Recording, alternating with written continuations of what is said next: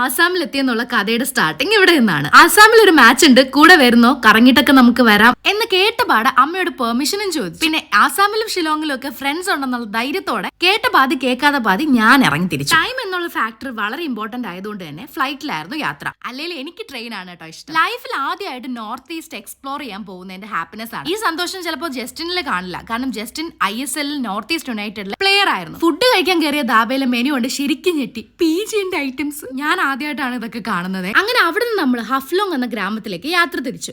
8 മണിക്കൂറോളമായിരുന്നു യാത്ര. റോഡൊക്കെ വളരെ മോശമായിരുന്നെങ്കിൽ ഈ ഇടയ്ക്കിടയ്ക്കുള്ള ചായ കുടിയും നിർത്തലുമായിരുന്നു എനിക്ക് ഏറ്റവും ഇഷ്ടമായത്. ഇന്ത്യയിലെ ഏറ്റവും വലിയ ടീ പ്രൊഡ്യൂസിംഗ് സ്റ്റേറ്റിൽ വന്നിട്ട് ഒരു ചായ കുടിച്ചില്ലെങ്കിൽ പിന്നെ എനിക്കാണല്ലോ അതിന്റെ മോശം.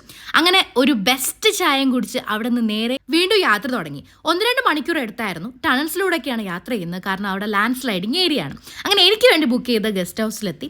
ആദ്യത്തെ ദിവസം ഞാൻ നന്നായിട്ട് റെസ്റ്റ് ചെയ്തു.